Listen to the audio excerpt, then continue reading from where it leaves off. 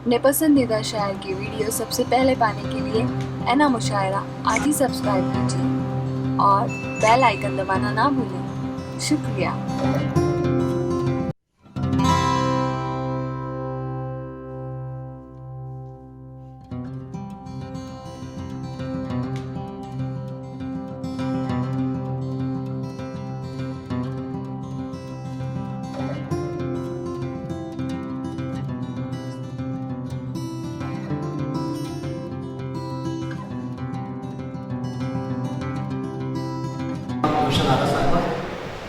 تم آ گئے ہو تو کچھ چاندنی سی باتیں ہوں، تم آ گئے ہو تو کچھ چاندنی سی باتیں ہوں، زمین پہ چاند کہاں روز روز اترتا ہے۔ میں دعوت دے رہا ہوں محترمہ ڈاکٹر ولا جمال الاسیدی صاحبہ کو، جو مسز تشریف لائی وہ آئے اپنا مطالعہ پیش کریں۔ محترمہ ڈاکٹر ولا جمال الاسیدی صاحب۔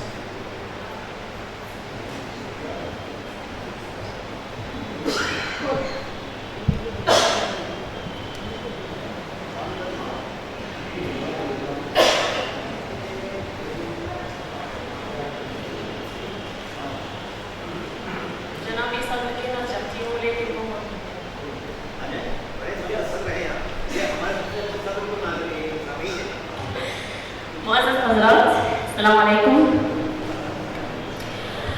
خوش ہے کہ میں اس فیسٹیول میں شرکت کر رہی ہوں اور شکریہ ادا کرنا چاہتی ہوں فیسٹیول کے ذمہ داریوں کے لیے، خاص طور پر جناب امتیاز گورے کبری صاحب جنہوں نے مجھے دعوت دی۔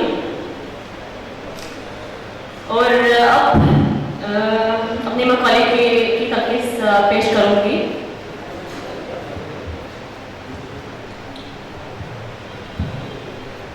ہر عہد کا اپنا ایک مزاج ہوتا ہے اور اپنی ترجیحات بھی ہوتی ہے۔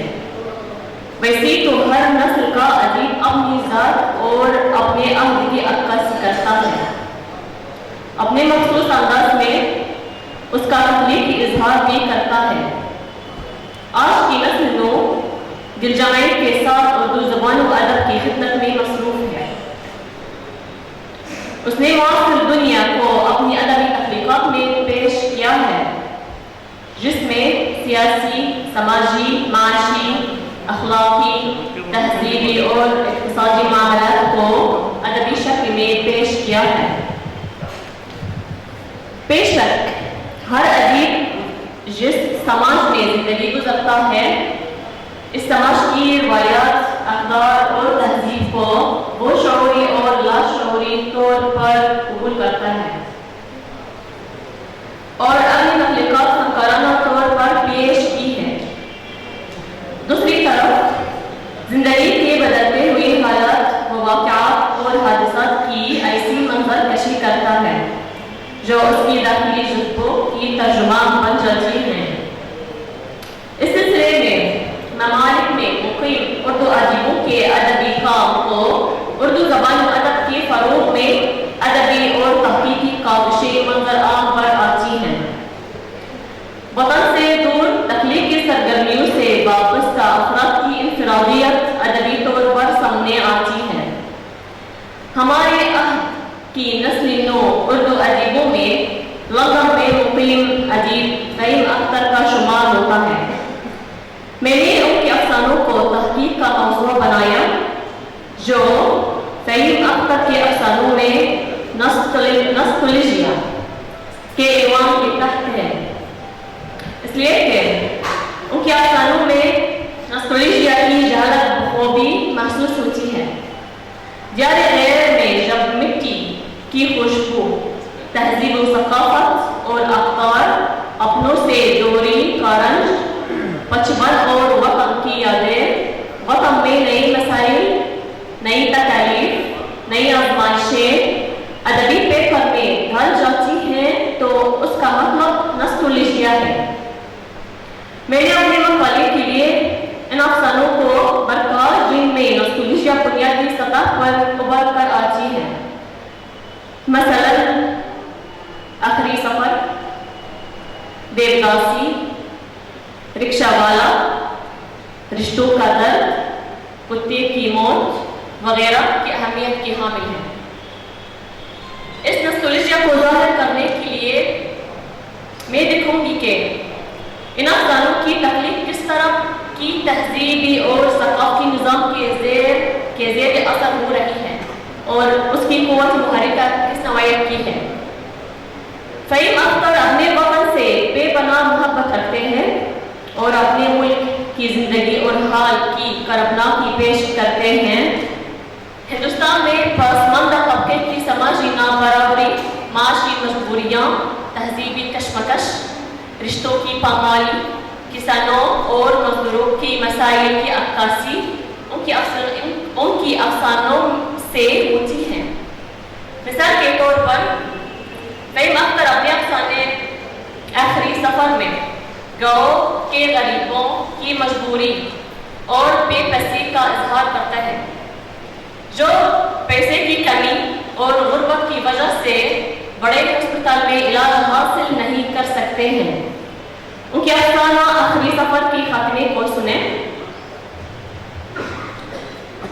ڈاکٹر پوس اخبار پڑھنے میں مصروف تھے کہ ان کی نظر اس جلی حرفوں سے لکھی ہوئی خبر پر پڑی کہ حاجی پور اسٹیشن پر ایک غریب مفلوک الحال کسان کے لڑکے کی لاش پڑی ملی، جو اپنی علاج کی خاطر کلکتہ آنے والا تھا، مگر ٹرین پر سوار نہ ہو سکنے کی وجہ سے اس کی موت پلیٹ فارم پر ہی واقع ہو گئی۔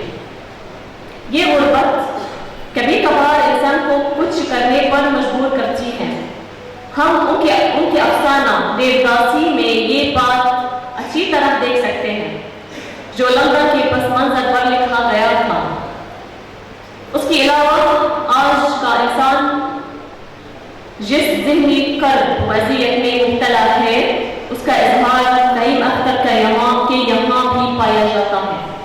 وہ زندگی کے حقائق کی تلاش میں سرگرداں رہتے ہیں۔ افسانہ کا مرکزی کردار کرم جاننا چاہتا تھا، دوسرا مرکزی کردار کاما کیوں دیوداسی بن گئی، اس کا جذبہ جستجو تشنا تھا۔ بلاخر وہ ساری حقیقت سے روشناس ہو چکا ہے۔ ایک اقتباس کاما کی زبانی ہے: میں بھی ایک عام بچی کی طرح جنمی تھی، مگر حالات اور غریبی نے مجھے دیوداسی پناہ دے دیا۔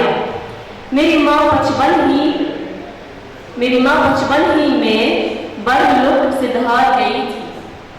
بہت دنوں تک پتا نے مزدوری کر کے گھر کا خرچ چلایا، مگر پہائی بہنوں کا خرچہ اور باپ کی خراب صحت نے ہماری غریبی کو اور بھی سنگین کر دیا۔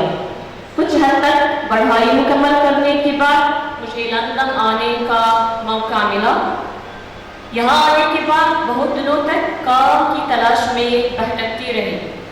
جب میں اور زیادہ برداشت نہ کر سکی تو میں نے فیصلہ کیا کہ اب دیوداسی بن کر جیوں گی۔ فہیم اختر کی یہاں مشرق اور مغرب کی تہذیب کے اثرات کا شعور ہے۔ ایک خاص تہذیبی اقدار کا نظام اپنے ساتھ لے کر چلتا ہے۔ اگر ہم غور دیکھیں تو ہمیں پتہ چلے گا کہ ان کے افسانوں کا بنیادی خمیر ہندوستانی ثقافت سے والہانہ لگاؤ ہے۔ بعض افسانوں میں یورپی ممالک میں بھی زیادہ تر انہیں فکری رویوں کا عکس ملتا ہے۔ مغرب کی مخصوص تمدنی، تہذیبی اور معاشی زندگی کے مرکزی ذہن کی عکاسی کی گئی ہے، اور اس کے مقابل ہندوستان سے ان کی ارضی وابستگی کو خصوصی طور پر نمایاں کیا گیا ہے۔ مثال کے طور پر ان کا افسانہ کتے کی موت، جس میں انسان اور جانور کا موازنہ مغربی ذہنیت کی عکاسی کرتا ہے، جہاں ماں کی موت سے زیادہ کتے کی موت کا اثر فرد پر زیادہ گہرا اثر ہوتا ہے۔ دو اقتباسات پیش کرتی ہوں جن سے مغربی ذہنیت اور تہذیبی تصادم ظاہر ہوتی ہیں۔ پہلا اقتباس: خیمے دروازے کے پاس کچھ لوگ کی بھیڑ جمع ہے. جیسے ہی میں اس بھیڑ میں تذبذب شامل ہونا چاہا، ڈیوڈ کو وہاں تصویر غم بنا کہنا پایا، گویا اس کی کسی عزیز کی اچانک رحلت ہو. میں نے گھبرا کر دور سے آواز لگاتے ہوئے احوال معلوم کیا ہے. David are you alright? لیکن وہ کچھ نہیں کہا سکا، جیسے اس کی قوت ہی گویائی چلی گئی تھی. وہاں کھڑے ایک شناسا تماش پہ نے انکشاف کیا کہ ڈیوڈ نہایت غمگین ہے کہ اس کا کتا دنیا سے چل بسا ہے. میں نے تیزی سے نزدیک آ کر ڈیوڈ سے مخاطب ہونے کی کوشش، لیکن وہ اپنے اطراف کی زیرو ماحول سے بے نیاز ہو کر ایک مردہ جانور کے سانحے مرگ پر بے بس گہرا خاموش آنسو بہا رہا تھا. دوسرا لباس. ڈیوڈ آئی ایم سوری، مجھے کل ہی تمہاری ماں کی موت کی خبر معلوم ہوئی. اوہ ہاں، مائی مدر، تم ٹھیک تو ہو؟ اوہ یس، وہ پڑھی تھی یار، ڈونٹ وری. ڈیوڈ یہ کہہ کر ہنستے ہوئے گاڑی میں بیٹھ گیا اور ان کا افسانہ رشتوں کا درد، جس میں مرکزی کردار منوج ایک ماں اور اس کی بیٹی دونوں سے ایک پیار کا رشتہ قائم کرتا ہے. کیونکہ مرد میں اکثر خاندان ایک ہی گھر میں نہیں رہتے، اس لیے بیٹی کو نہ بہت پہچانتا ہوا وہ بیٹی سے شادی کرنا چاہتا تھا. وہاں سب سے بڑا نقصان بلا شبہ رشتہ ٹوٹ جانا ہے. وہاں بھی جیسا کہ ہم جانتے ہیں کہ کاروباری سوچ اور کاروباری اقدار غالب ہونا. جس خطے کو اپنا وطن بنایا، وہاں کی تہذیب و تمدن اور سماج و معاشرہ ان کے اپنے معاشرے سے یکسر مختلف ہے. انہوں نے برطانیہ کو اپنا وطن ثانی پناہ لیا ہے، لیکن ان کی یہاں ان کی سماج، اردو، تہذیب و ثقافت کا معاشرے پر زور اچھا خاصا ہے. بقول کریم اختر، میں مشرقی اقدار تہذیب کا معمولی آدمی مغربی کے انسانی حقوق کا علمبرداروں کے شاندار تہذیبی اور اخلاقی اقدار کو سمجھنے اور اپنانے میں شاید ہمیشہ قاصر رہا. ان کا داخلی احساسات اور خارجی عوامل جب ایک دوسرے سے متصادم ہوتے ہیں تو اس کا لاشعور اس کی شعور پر غالب ہوتا نظر آتا ہے، جس میں وطن کی محبت، مٹی کی خوشبو اور تہذیب و ثقافت اور اس کی یادیں اس کی شعور کا حصہ بن جاتی ہیں. فکر و شعور اور جذبہ ایک ساتھ ہم آہنگ کرتے ہیں اور ایک تخلیق میں ابھر کر آتے ہیں. بالآخر میں کہہ سکتے ہیں کہ کئی وقت تک کے افسانوں میں نوسٹالجیا کا شعور ملتا ہے. وہ اپنے علاقے سے نکل کر دوسرے علاقے میں گئے تو وہ اپنی مٹی کی خوشبو اور اپنی تہذیب و وراثت بھی اپنے ساتھ لے کر گئے. وہ اپنے اقدار اور ثقافت سے دور ایک اکیلا شخص ہوتا ہے تو ان کو تہذیبی کشمکش، تنہائی، افسردگی، ذہنی الجھن کا شکار بنا دیتی ہے. وہ وطن کی یادوں کو اپنے حافظے میں محفوظ کر لیتا ہے، اپنی یادوں کو اپنا رہبر بنا لیتا ہے. وہ ان علاقے میں رہ رہے ہیں جہاں ان کا اپنا بچپن گزارا تھا اور وہ جوان ہوئے تھے. ماضی کی انہیں یادوں کو وہ اصلی حقائق سے مربوط کر کے زبان و ادب میں ایک بیش قیمت اضافہ کرتے نظر آتے ہیں. اپنے سماجی اور تہذیبی رشتوں کا درد بھی رکھتا ہے. وہ سماج، معاشرہ اور تہذیب و ثقافت سے دور ہیں مگر اس کا رنگ و غم مشترکہ ہوتا ہے.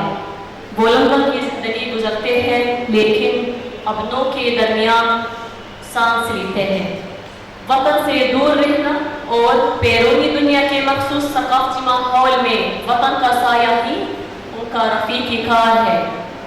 आखिर में सब हजरत का शुक्रिया अदा करती हूँ और उम्मीद है कि फेस्टिवल कामयाबी के साथ ख़त्म होगा, लेकिन ये उम्मीद नहीं थी। ये बिलआखिर फेस्टिवल कामयाब बहुत शुक्रिया।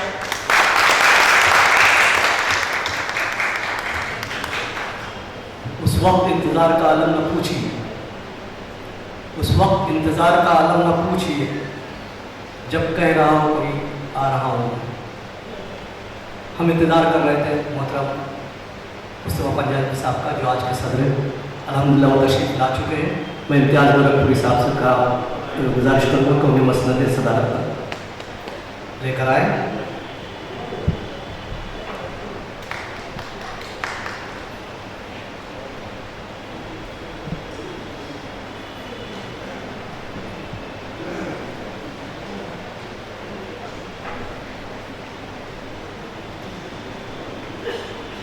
हाज़रीन इकरामी,